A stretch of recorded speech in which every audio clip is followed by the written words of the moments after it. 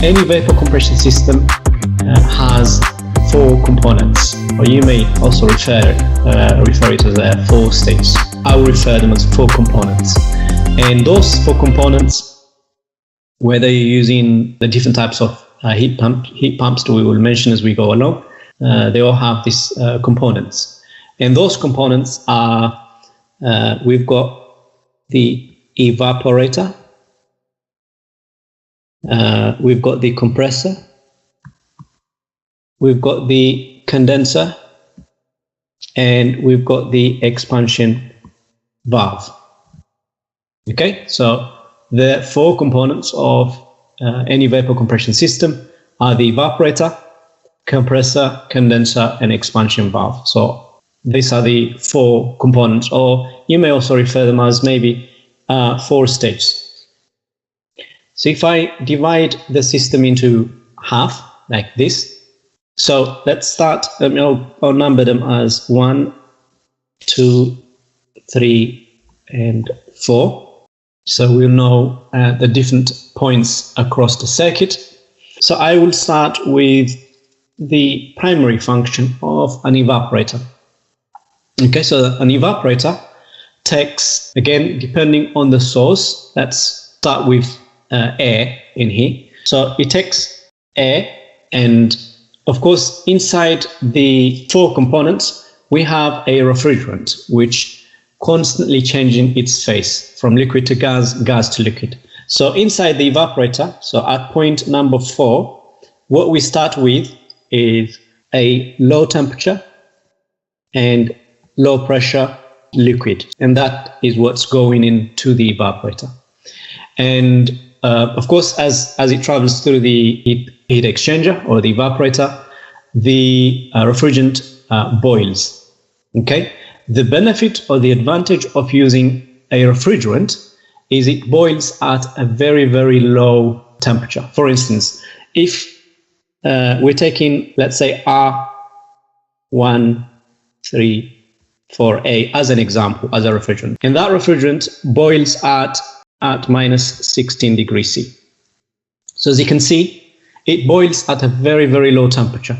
So that low temperature and low pressure liquid gets boiled, and when it comes out at point 1, we have low temperature and low pressure vapor. Okay, so at this point, at point 1, we have a low temperature and low pressure vapor. And then we feed it into the compressor. Okay.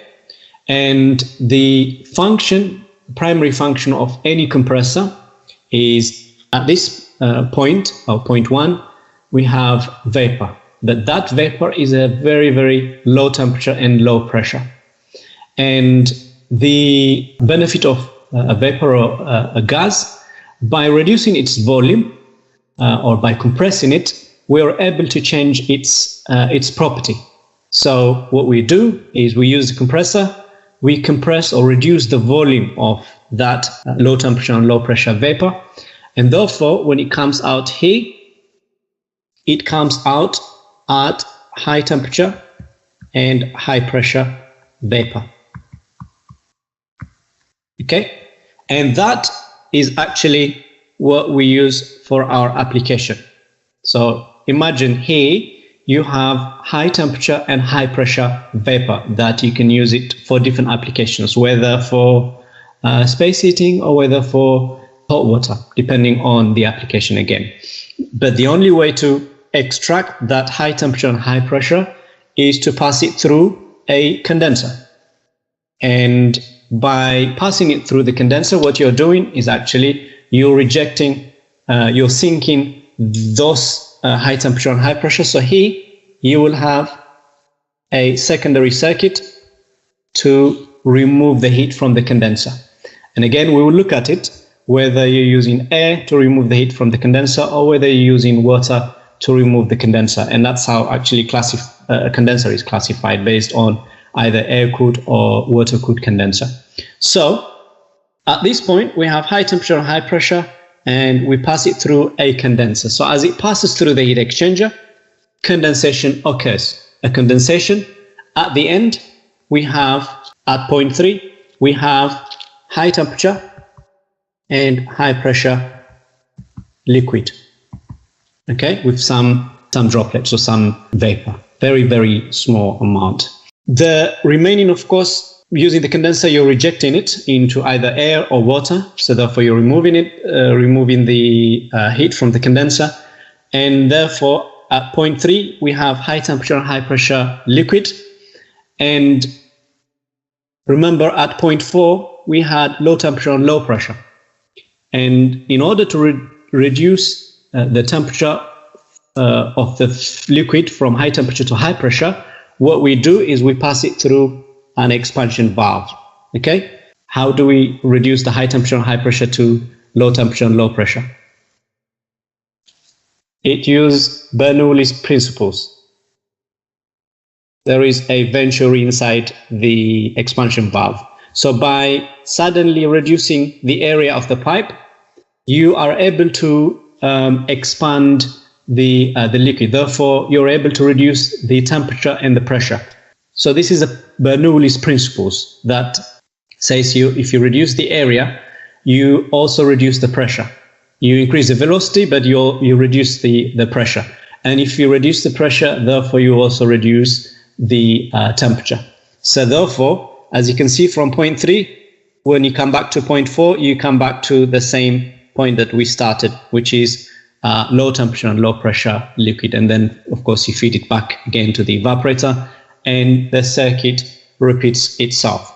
So at the beginning, as I said, if you divide the circuit into two halves, as you can see, anything below the line, it is low temperature and low pressure, and anything above the line, it is high temperature and high pressure. Okay, so you can divide the circuit into two. Anything below the line, we have low temperature and low pressure, and anything above the line, we have high temperature and high pressure. That is the basic principle of any vapor compression system. Using those 4 components, you're able to boil and evaporate the low temperature and low pressure inside the evaporator, and then you feed it into the compressor. By reducing its volume, we're able to increase the temperature and pressure of the vapor. Therefore, we have high temperature and high pressure. And then by passing it through another heat exchanger, which is the condenser, by going through the process of condensation, we are able to change it to liquid, but at high temperature and high pressure liquid. And then by passing that high temperature and high pressure liquid through another expansion valve, and by using Bernoulli's principles, we are able to reduce the temperature and pressure. And at this point, of course, I want to iterate the importance of pressure and temperature and the relationship between the pressure and temperature. If you increase the pressure, you increase the temperature. If you reduce the pressure, you also reduce the pressure. So pressure is important in refrigeration systems. And we will look at them as we go along, how evaporating and condensing pressures also affects the performance of any system. And by monitoring and controlling the pressure of systems, you can play around with the performance of the system. So that's generally how a vapor compression system operates. I'm going to quickly go through some basic terms that you will come across in the refrigeration industry generally, like sensible heat and a latent heat. They both deal with either heat extraction or heat added into material or into any aspects. But one results in the temperature change, only temperature change, and the other one results in state change. Okay, so the sensible heat results in temperature change, as opposed to the latent heat, which results in state change.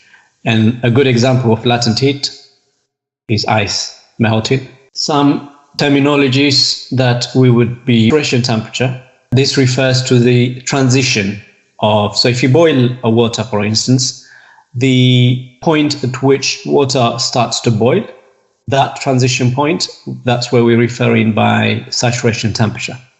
Okay? And we will use terms like evaporation temperature or condensing temperature. We are actually referring to the saturation temperatures. So we will use some of these terminologies so you would know what we are referring. So water boils at 100 degrees C, but because the boiling point of water can vary depending on the pressure. Pressure and temperature are directly proportional to each other.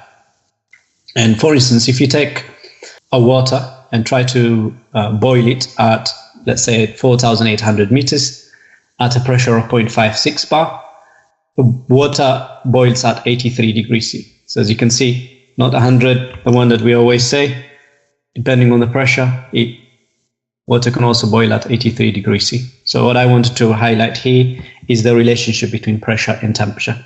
And that is critical in any refrigeration systems that we will look at.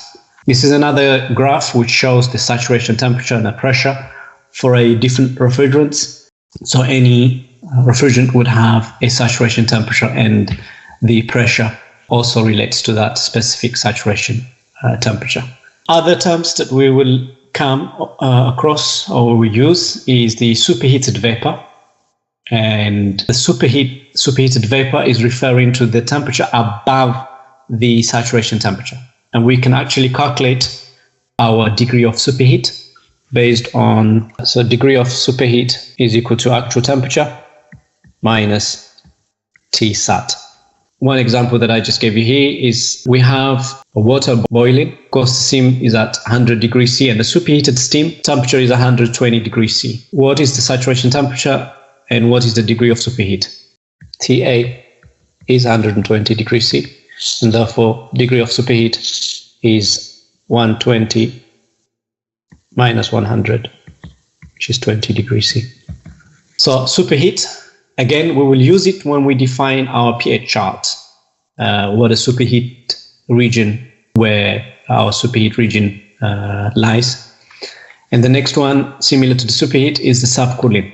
Again, this is the other opposite end of boiling, which is the cooling. So this is referring to a liquid at any temperature below its saturation temperature. And we can calculate the degree of subcooling. Degree of subcooling is the Tsat minus T actual.